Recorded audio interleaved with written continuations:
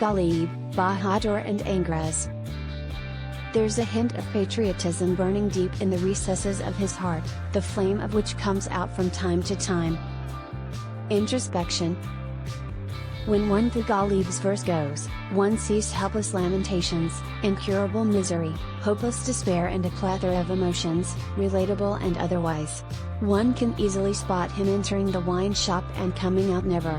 It seems he was so fed up with the realities of his time that he preferred the arrival of death over the arrival of his beloved, as he does mention in one of his couplets. There is this cruel certainty about death found in most of his verse. All of this could have happened because of numerous factors, colonialism one among them. He desires, in one of his poems, he had hopes for his land that the treasures buried deep inside would one day sprout from the earth, but that short-lived hope to dust turned. He remarks that he has been expelled from the streets of his own land as Adam from Eden was expelled, but the worst was his expulsion. He hoped that his fellow countrymen would beside him stand in the face of tyranny and injustice, that they would sing for him the songs of courage, that they would soothe away the heaviness he bore in his heart, but they just couldn't resist the temptation of not being bold and therefore they let it slide. All of them had gone astray. There's a hint of patriotism burning deep in the recesses of his heart, the flame of which comes out from time to time as the winds of tyranny blow hard by the night and the day. He is often found contemplating on life and death, and the difference between them, if there is any difference at all. He often thinks about giving it away, but then a thin streak of hope and sometimes fear of death brings him back. He regards life in the same manner, under the circumstances, as he regards death. There's no point of this whole drama being performed in front of his eyes, the politics, the economy, the master and the slave, the inferior and the superior, and above all the people, his comrades. They're just being driven like cattle. These things unnerve him the most. He is sick of all the slogans of discrimination, the slogans of a better future, of burying the hatchet. He sees decay spreading around like some infernal disease, decay of morals and ethics, thanks to the colonial masters.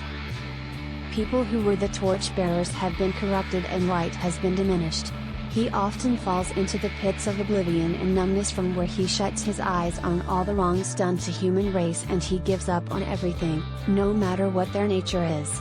In some of his poems he shocks his reader with wild ideas of revolution and of hope, of consequence, which is very rare in his verse. Consequence, because there is no consequence, it's just plain madness.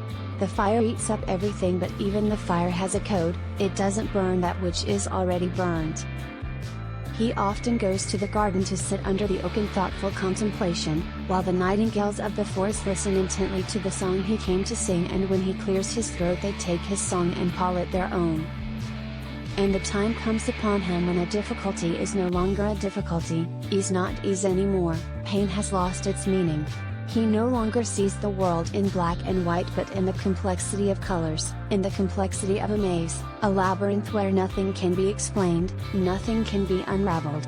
He invites his reader to join him in raising a glass and himself disappears. He talks exclusively about his beloved and their abode and their street, but when he gets too close everything turns into something else, something inanimate, a house of usher. The complexity of emotion in Ghalib's verse is like a disturbing dream, painful and frustrating, yet beautiful, all the more misunderstood. Bahadur Shahzafar expresses almost the similar sentiments about the mess being created by the colonial predators. He feels overwhelmed and utterly useless against the mighty floods of colonialism. There is fear of abandonment and grave regret in his verse. Regret of assuming something and not fulfilling it by heart and soul. There's a sense of desolation in his verse. He reminisces about his ancestors and ponders his fate in the hands of the foreigners. What would they do to him? Would he be resurrected in the eyes of man? These thoughts distress him greatly and he expresses them with much candor. Life, according to him, is way too short and he is found yearning for peace half his life and waiting for death the other half. He recognizes the force he has met with and he bows his head before it because of utter helplessness, lack of resources and the absence of writ of his government. His heart melts in the solitary confinement. He is nostalgic. He gradually comes out of denial and embraces with an open mind and heart his weaknesses and failures as an emperor by glorifying his ancestors, and compares himself with them, how they made great sacrifices for their land and how he couldn't. In the end, like Ghalib, he too gets sick of everything. He refuses to be a part of anything bad happening around. He regrets being an emperor and thinks about other possibilities. What if he were a commoner? The burden would have been far lesser then. He admits that he's never been a source of light to any eye or of comfort to any heart. He considers himself not more than driftwood floating endlessly on the strangest of seas. He has given up all hope. There's no hint of retaliation against the foreign forces, the seed of revolution has no chance of breaking the soil open, he is all lost, his land is in tatters.